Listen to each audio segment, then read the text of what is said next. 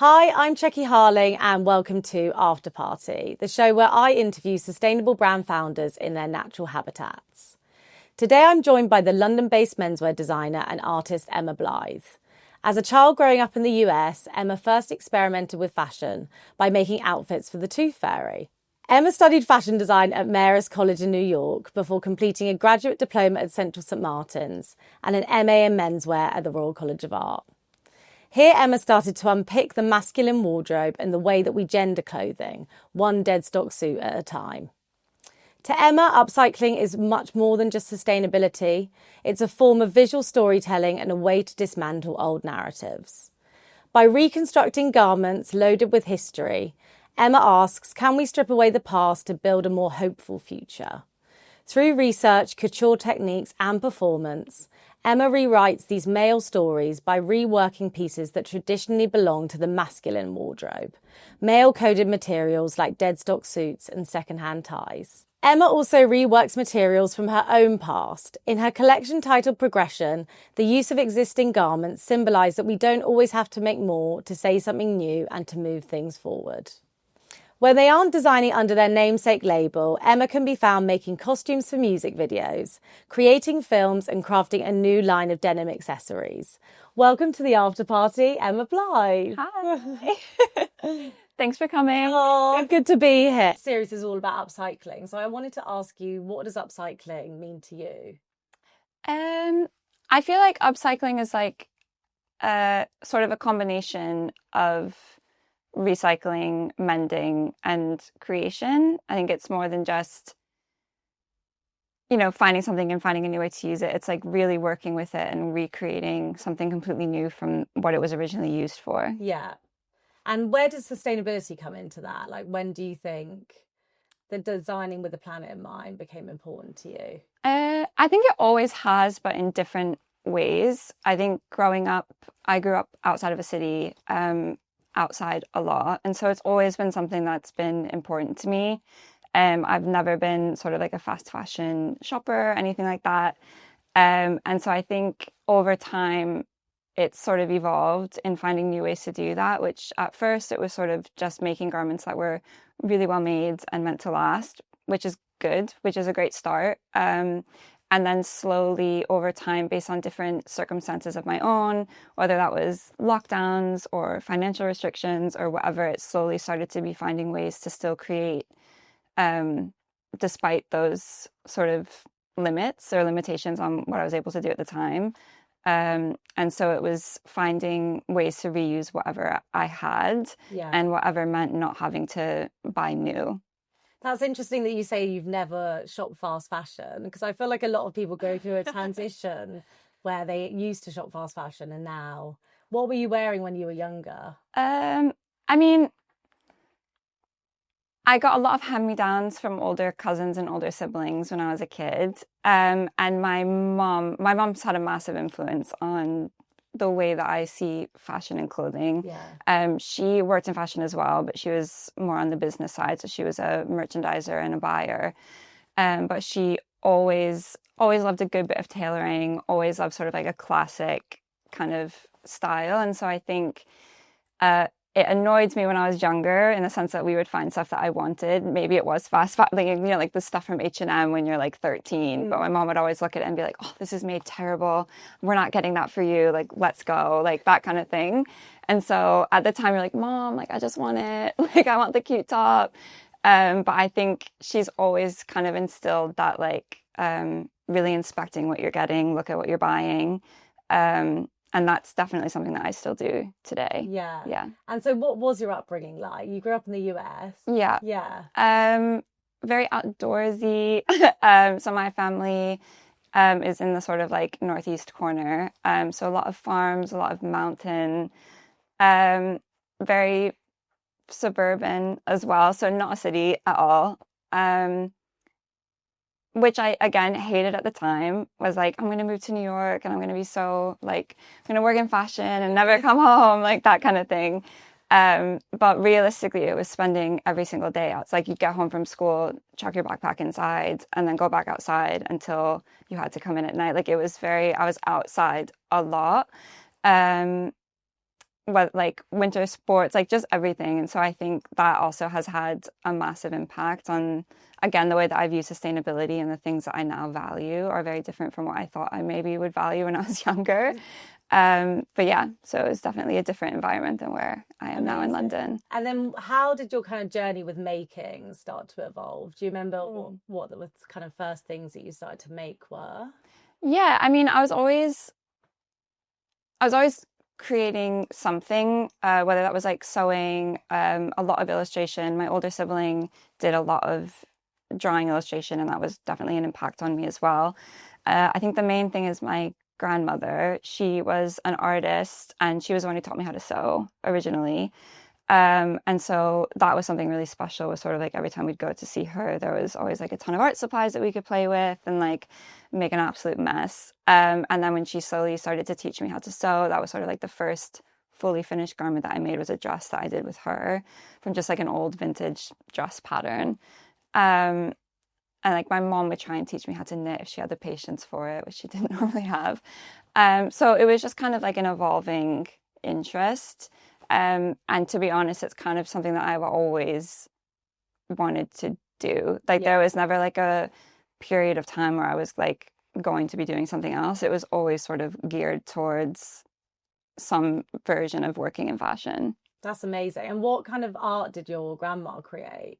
So she was a watercolor painter. So she did a lot of paintings of like, she was really into architecture and gardens. So it was a lot of homes with beautiful flowers and like that kind of thing, which we still have all around the house, back at home. But yeah, so it was always that kind of like very creative mindset within a lot of people in my family. Yeah.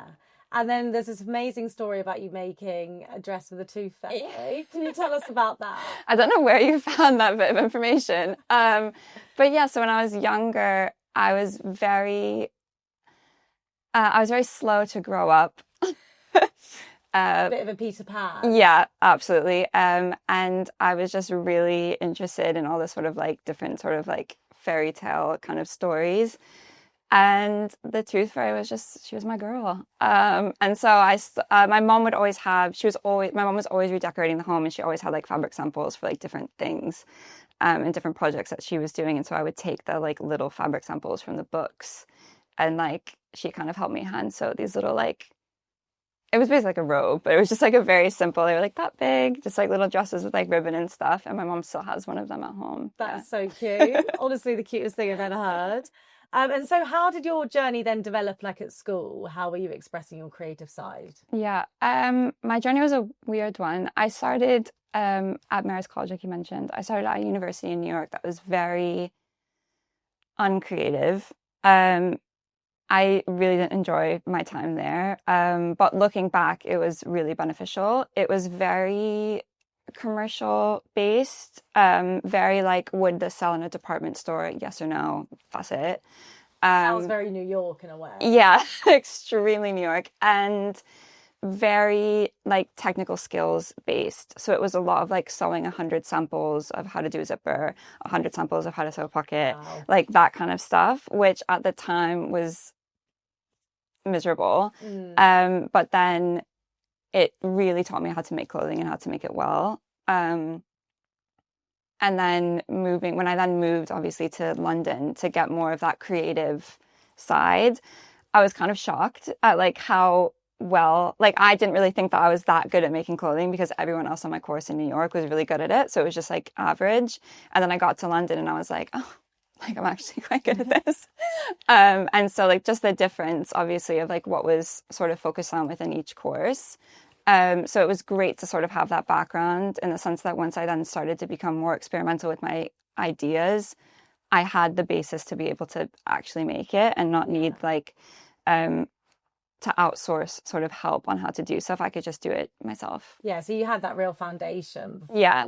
So then you went to CSM, right? So how was that in contrast to studying in New York? It was definitely like a shell shock for sure. It was kind of like, again, coming from this place where it was like a small course, not really focused on the creative side of it at all, to then coming into this place where there was so much going on and so many talented people in so many different ways. It was kind of like I definitely went through a bit of like a personality crisis there. It was a lot of like rediscovering what I wanted to do. It also really showed me like the side of the industry that isn't about the work. That's more about sort of like the social and like cultural aspects of working in the industry. Because again, like in New York, especially, it's just like if you work really hard, you're good. And then coming here where there's a lot more nuance, kind of like relearning almost like what it meant to be working in fashion from what I thought I had understood it to be. So yeah, that 1 year at CSM was a lot. Yeah. And it was a graduate diploma? Yeah. So it was just a quick like 1 year course. It was also, I got to meet, it was basically all international students. So people from like, I think there were maybe like 15 different countries represented within that course of like maybe 30 people max. I can't remember. But so it was a really interesting mix of people from all kind of different backgrounds that were all kind of trying to take that next step. So that was really, really fun. Amazing. And what did your work look like at the time? Do you remember what you were making? So bad. Oh my God. Yeah, it was kind of my first. Again, I think I was just so unsure of what I was doing creatively because I wasn't given that chance to explore it when I was doing my BA. So it was kind of like wanting to do everything, but then not really knowing like what I wanted to focus on. It was still menswear at the time that I was fully focusing on as well. But it is where I started to get a lot more into using antique materials. That was kind of that first step of like using like non-fashion materials, so like upholsteries. I was using like doorknobs and like weird, yeah, it was just like very uni project. But yeah, so that was kind of like that first exploration of what I wanted to do with like in terms of materials and texture and color and like that kind of thing. Yeah. Yeah. And where were you finding the antique materials at the time? At home. So like when I went back for the first sort of holiday break, I just collected everything that I could and shoved it into a suitcase. Also because everything in London is so expensive, even if it's secondhand. So I would just kind of go home, get everything that I could from like different antique stores or dead stock fabric warehouses, because there's a lot of textile mills and stuff from where I'm from. And so there's a lot of that kind of, there's a lot of resources there. Yeah. As well as just stuff that my mom had kind of in the house that wasn't getting touched. So it was just kind of hoarding all of that and then bringing it back to London with me. Amazing. Yeah. And then you went on to the RCA where you did your MA, right? Yeah. How was that experience? I know it was locked down. Yeah, so like I was saying, it's different than what anyone else that went to the RCA before would know it as. So I was there starting in 2019. So I was there from September till March, and then lockdown kind of came in. Loved it for the first 4 months. It was great. Lots of different backgrounds. Like there was people on my course that were from architecture, people that were from fine art. So it was a lot of intermixing with a lot of other people. So was it an MA in fashion? Yeah, so it was an MA in fashion, but at the RCA, fashion is a very loose term. Yeah. So there are people who did like final writing as opposed to making garments. Like it's very whatever you want to do. Yeah. Which is why I loved it, because it was kind of just allowing me to continue on that trajectory of experimentation.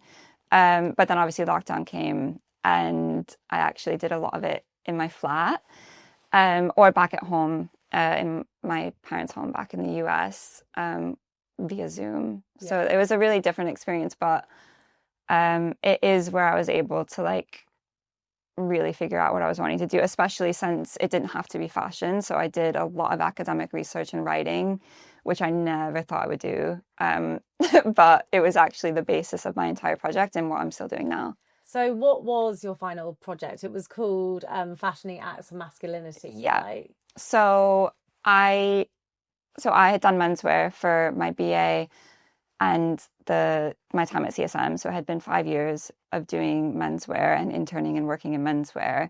And I was just getting so sick of it. And so I kind of was looking at why that was. And I was just kind of getting really tired of creating for men's needs and wants. Mm. And so I started really diving into like what was that and what was it, and especially coming from the US, the political background at the time, a lot of male toxicity, a lot of that going on. And so it was sort of starting to really research why this is happening and why it's occurring, while also looking at how fashion has influenced that in the past. And therefore, once you can figure that out, you can start to figure out how to tweak it and start to be able to adjust fashion to sort of positively influence the male experience and therefore male behavior as a whole. So the watered down sort of basis of the collection was creating clothing that men needed to ask for help in order to put on. So it was really sort of instigating behaviors that they would never kind of go near normally. So it was asking for help from someone else. The act of getting dressed, it was a lot of needing to put your arms around each other, so sort of instigating male to male touch, and just sort of exploring that vulnerability that they don't normally experience within their own wardrobe. So that was sort of a performance piece at the end where I worked with 2 choreographers and 2 dancers to sort of show that experience, and sort of seeing what people thought of it, how people reacted to it. And then it's kind of evolved now into what I'm doing. Even now that I'm doing women's wear, it's still kind of following along that same path of thought. Yeah. And how do you think that manifests kind of visually? Obviously, you work with things like suiting and shirts, things that kind of traditionally belong to men. Yeah. How do you think it manifests like visually? Yeah, I think that's where it ties into what we were talking about before with like why upcycling and that kind of thing. I think the collection or the ideas I'm working on wouldn't make sense if they were from new cut and sew materials. I think it needs to be pieces that men or people recognize as male items. So that's why a lot of the tailoring comes in, a lot of the dress shirts, things that people know come from the male wardrobe. And it's kind of like I've said it before, it's like a method of linguistics where it's able to sort of communicate to people like without needing to explicitly communicate it. And so like the first piece was something that looks like a traditional men's suit when it's fully put on, but it wraps in a way that he genuinely cannot get into it on his own. So that was a huge technical challenge as well. We're just trying to figure out how to make that. Yeah. So that took almost a full year of like experimenting with that. And then that was sort of like the main piece of that first collection. And then carrying those sort of same ideas through. It's obviously different when it's women's wear. I'm not interested. I don't want to do the opposite of what I'm trying to say. So I'm not trying to make garments that are more difficult and more uncomfortable for women. So it's sort of adjusting the experience of putting on the clothing, but still using those male-coded sort of items and those like sort of traditional Western kind of, even with like upholstery and that kind of thing. It's very of a certain time and of a certain aesthetic. And so using that to sort of show how it can be changed and show different ways that we can relate to these pieces in order to change the way that we relate to each other and behave within our own environments. Yeah. I feel like you think about clothing and fashion in such a kind of academic way, which I love. Yeah, which I definitely got from the RCA. Yeah. I was going to ask you where that came from. Definitely that. Yeah. I definitely didn't think of it that way before. It was a lot more of just like, this looks nice. This is what I like. This is the theme that I'm working on. And so this works for that kind of thing. And so definitely being at the RCA. And I also think in a weird way, lockdown almost helped it because it was sort of forcing me to sit and think.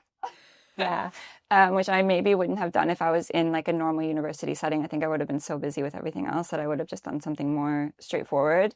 Whereas being able to like really get into the research and really looking at what that was. I also think my older sibling has done a lot of feminist research in a non-fashion way. So they research, it's really different, medieval history and archaeology, but they did a huge body of research on how history would be different if it was told from the women's perspective of history. Amazing. And so they had a lot of resources for me to look at. And like, yeah, I think that's just the background that I came from, was a lot of historic references and deep research from my older sibling as well was really helpful with me for that. So that kind of all just came together. Amazing. So this is the hero piece from your RCA collection. Yeah, so this was sort of the first iteration of that, what I just call the wrap suit now. So this the idea of the performance was that he walked in this, and there's a set of trousers that go along with it, and it appears as if it's just a normal traditional sort of men's suit, and then the way it unwraps and it kind of spirals twice around the body, and like the pieces come off, and so the idea is that you would sort of see it unravel, as well as just this act of like there's a lot of like arms that have to go around and that kind of thing. So it was just like these two men sort of helping each other into a suit, which you would never normally see. And then the inside is all sort of like different silk ties. Again, which sort of coordinates with the idea that it was locked down, and this was a lot of the only materials that I could get, but it also worked. So it was just kind of figuring out how to use what I had. But yeah, and then so this was the first iteration of it in the menswear form, and then I've since done it again in a different material for a women's body, for the last women's wear collection that I did. So it's been done twice now. And I mean, people, it's also nice to have, like, it gets done up in a bunch of different ways, which I also think is nice. Like when people loan it or borrow it, they kind of wear it the way that they want to. Yeah. And I think that's always really interesting to see, as well as like people taking what I've made and then doing it in a way that they interpret it or how they see it on themselves is really fun as well. So it's kind of cool to see. I love that. So yeah, that's her. And then this is a big question, but how do you think that fashion as a practice can help to rebuild gender boundaries? Yeah. Well, I think any sort of discussion that comes up around gender and gender behaviors, I think it's important to remember like the intersectionality that comes with it. It's never just like one thing, and there's always things like class and culture and location, age, like all these things that will have an impact on what is considered like a gender norm or what is the experience. But I think fashion sits really nicely within all of that, within like class and culture and age and that kind of thing. And so it's sitting in a really nice spot to be able to do that. And a huge part of what I was researching is how we already sort of use fashion. You know, people talk about how like fashion is like how they express themselves or whatever. And so it kind of like the answer is already there in the sense that people sort of already recognize that it is their way of communicating and their way of setting up the experience that they want to have and what groups they want to be a part of. Yeah. What, you know, all of identity. That. Yeah. Well, yeah. So it's kind of like, it seems, you know, when people ask about it, it's always like, oh, like that's such a big, but it's like everyone kind of already is within that understanding that it does do that and that it does impact the way that we experience things as individuals and as groups. And so surely then it can be extrapolated that by creating with intention, you can start to sort of alter that as well. Yeah. And do you feel like deconstruction is like a big part of that in a way? Because it almost symbolizes deconstructing the past. Yeah. To create this new future. I think it's a good start. I think because you know, you kind of get that a lot, like I'm deconstructing this or I'm deconstructing that. I think this is going to sound so ridiculous, but what I'm more kind of looking for is like we've done a lot of deconstructing already. And I think what people need now is like the reconstructing phase. And that's kind of where I talk about like, you know, positive pathways forward, because I think we can sit and kind of rip apart past behaviors or rip apart current institutions and whatever, but it's sort of finding what way, like how are we moving forward and what are we doing about it. And so I think it's deconstruction in terms of like my actual methods of what I'm doing, in terms of like I'm deconstructing old pieces, but it's trying to reconstruct them in a way that is more thoughtful. Yeah. And that leads me quite nicely to my next question, which was around reconstruction. And you've used fabrics from past collections and you've used them back into your own work. And there's this really nice quote, and you've said, I'd like to show that we don't always have to make more to say something new and to move things forward, which I really loved. Yeah, I think that was actually something that someone else had sort of said to me, because I was trying to, I had done my time at RCA. I had done the collection, but I didn't really have the funds or the money to sort of do another collection. But you need to keep making, you need to keep showing your work, you need to keep being productive. And so it's kind of like, oh my God, like how am I going to have the time to like make a whole new collection and blah blah. And it was actually an LCF past tutor who was kind of like, well, you don't need to do that. She was like, just use what you have, kind of thing. And I don't think she actually meant like take apart my old garments, but that's when I did the progression shoot that you had mentioned, because this was the menswear suit, and I basically took the collection and reshot it on a women's wear model, to kind of see what differences you can get from it, and sort of how the pieces are different, and what sort of just how the energy changes when it's on a menswear model versus a women's wear model. And then there was I added a few new pieces in, but there was a lot of harvesting from the old stuff. So like the belt buckles from the first collection, I ended up just ripping off and using on the new one.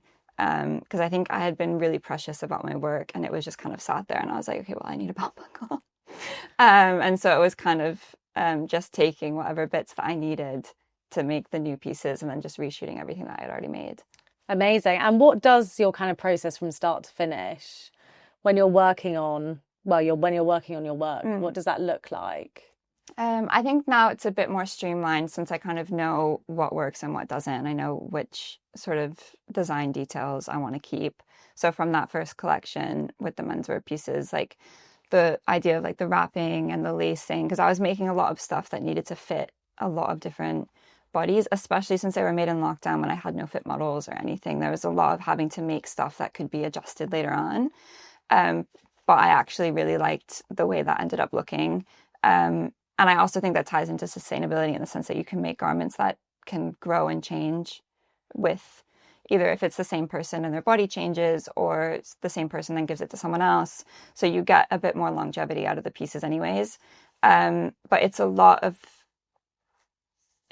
shopping around, going to different vintage stores, antique markets, car boot sales. My partner's wardrobe, if he doesn't wear something, I'll just take it. So it's just a lot of finding whatever I can and seeing kind of what ideas I can get from the pieces. So there's not usually like a clear set. Sometimes I'll be like, oh, I need to make a top, or I really like a top that looks, kind of like this, and how can I do that? But most of the time it's just finding pieces and then being like, oh, like I could make this out of that. So it's very kind of unclear what I'm doing until I've done it. Yeah. And what are some of your favourite places to find fabric? Home, yeah.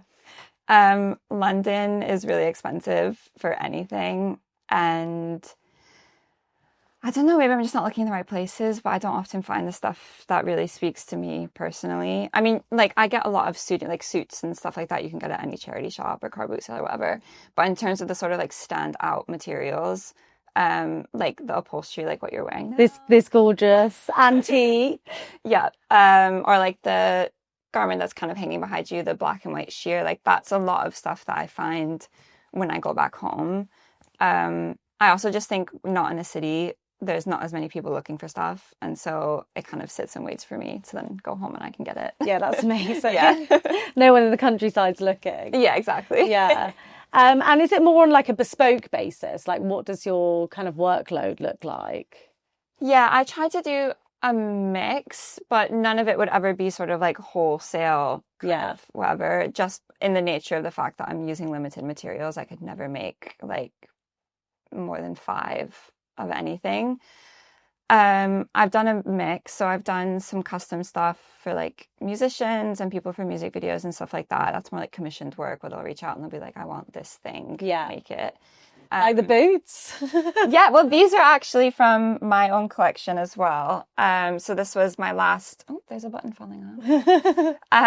The last women's wear collection that I did, I just needed shoes. Yeah, instead of, buying or loaning shoes from someone else, I just figured I had a ton of buttons left over. So it's a lot of just using what I have, and I had buttons, and I live super close to the Princess May car boot sale. Yeah. So I got these secondhand boots and just got to gluing. So yeah, it's a lot of just I love that kind of thing. Yeah, I actually was really happy with how this came out.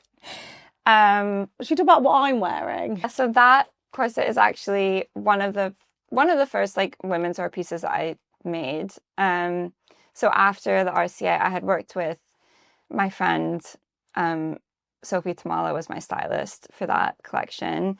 And so sort of as like a thank you for all of the help that she gave me throughout that, she wanted a corset. And so I had a lot of this upholstery material left. So I made her one and gave it to her for her birthday. And I posted an image of it before I had given it to her. And then people kept reaching out to me asking for it. And so I had to keep asking for it back. And so finally I was like, okay, I just need to make another one. So that is the second version of the corset that I had originally made for my friend. And you found this back home, right? Yeah, so the upholstery was from like an old upholstery shop from back home. So there was only like maybe 5 meters total that I got from that. Yeah, so I was able to make 2 corsets, and I tried to make a pair of trousers and they didn't work out. So I'm really annoyed because I wasted the fabric, but that's just how it goes. But yeah, so there's only 2 of that, and I can't make any more. Amazing. And then alongside your kind of namesake label, you've started a denim brand. Yeah.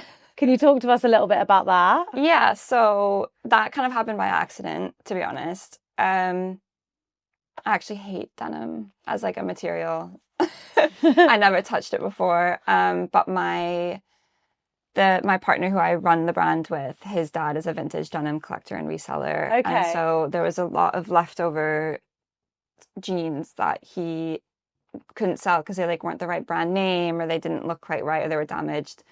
And Chan, who I run it with, he took them all and was keeping them in our studio.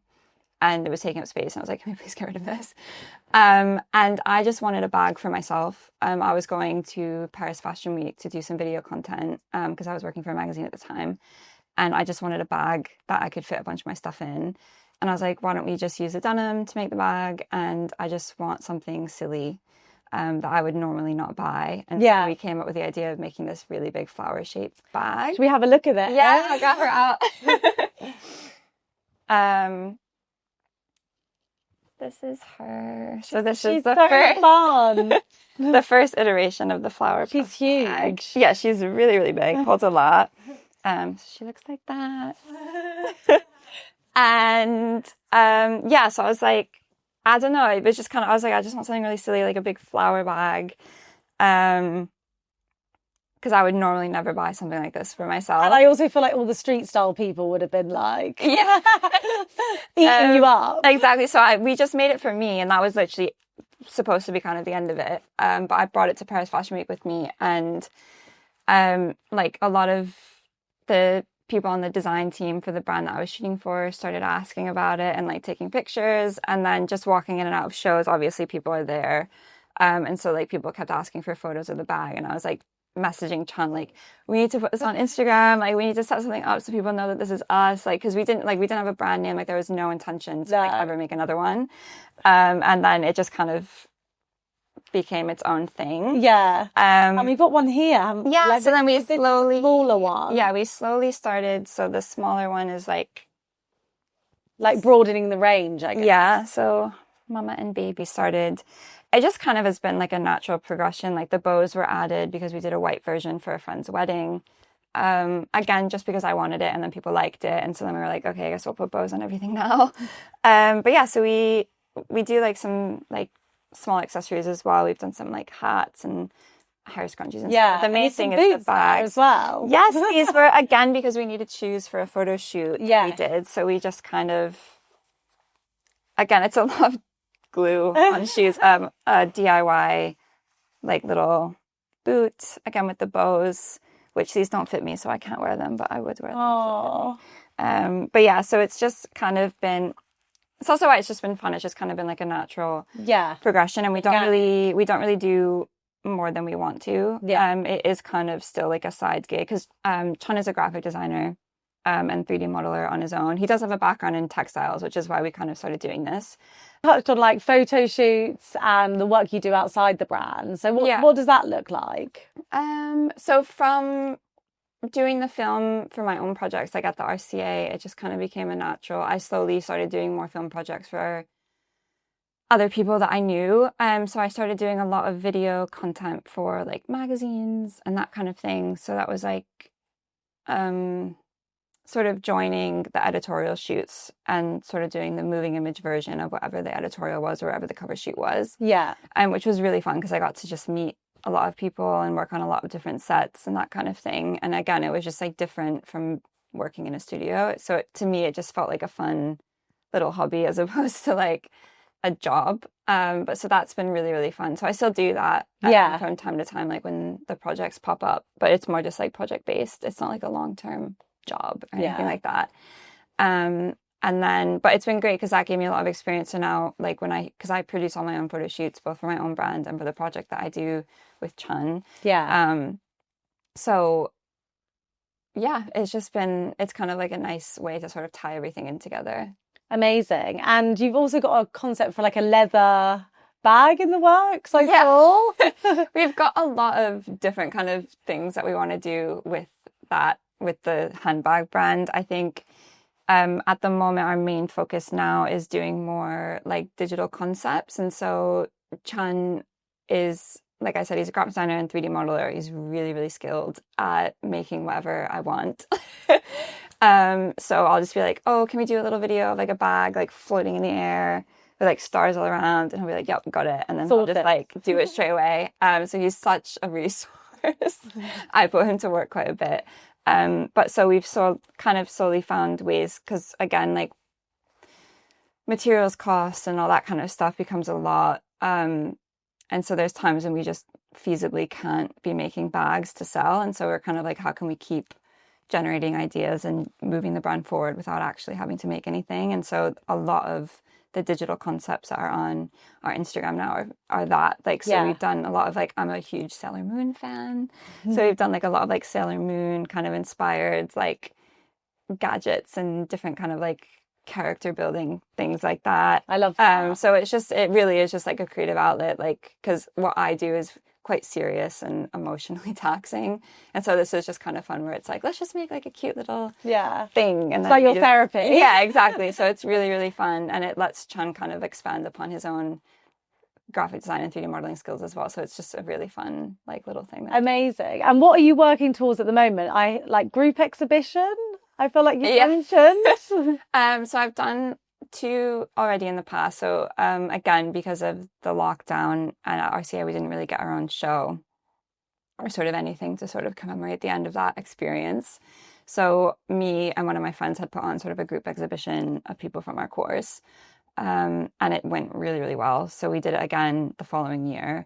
To kind of keep everyone together. We didn't end up doing it last year because just everyone's working like 7 jobs and like, you know, living in London right now is quite grim. But I've been trying to sort of get together a new cohort of people to sort of do that. Because I just think it's a great way to sort of make sure that people stay connected. And I think it's a great way to sort of make sure that people stay connected and also give people a platform to keep promoting their own work, because it's hard to keep creating and it's hard to keep sort of in tune with what you want to do, and so having something to sort of almost force you to create and sort of force you to keep thinking in that way, and still just platforming people, because there's just so many. My experience has been like there's just so many talented people here in London and so many people that are so good at what they do, but you never see them or hear from them. And they're hidden away. That 1% of people that just met the right person at the right time. And so it's kind of like making sure that these people can still keep creating, because it's like when people ask like, who are you inspired by or whatever, it's like my friends or the people that I studied with and the people that you don't know, but like their work is just so amazing. That's amazing. So That's it's so like nice. Trying to keep that kind of going. Yeah. We're hoping to do it for October, but we said that last year, so we'll see. We'll see. Yeah. Watch this space. Yeah, we're trying to keep it going. And like, what's next for your own work as well? What are you focusing on at the moment? Well, I've just moved studios, and so that's been like a huge shift. From doing the handbag label with Chun, I've gotten really into like handbags and accessories, and so I think finding a way to incorporate that within my own label would be great. So like more leather goods and that kind of thing. I've done small batches of like ready to wear for like some local shops here in London, which has been great because it allows me to just make what I can as opposed to having to fulfill whole orders. But kind of trying to expand upon that and sort of creating more things that people can actually wear as opposed to just making photo shoot pieces. Because I've sold a few pieces, and like if I end up finding out that someone that I know has one, or seeing someone on the street that's wearing like a skirt that I made or something, is like always really fun. And my final question is, if in theory the world were to end tomorrow, what would you be wearing to the after party? I made something for Fashion Week. I made something to wear to an event, and I'd probably wear that. So it was like a corset, black satin corset with like a little bubble hem and like a satin silk skirt, but it was just like dead soft silk, a lot of ribbon, a lot of antique trim and lace. And I wore it and I felt hot. Amazing. So I probably wear that. I sat here with like the little bubble hem. And then the skirt, it's like a long skirt. It's folded on the hanger now, but it's like the long skirt again with the trim and some lace. And it like goes up. It's absolutely gorgeous. So yeah, this was something that I just made for myself. I'll probably now do a version of it for future projects. So yeah, it's nice to kind of like test stuff out on myself and see if I actually like it. And I did like this. So this is what I'll wear to the after party when the world ends. Amazing. Yeah. Thank you, Emma.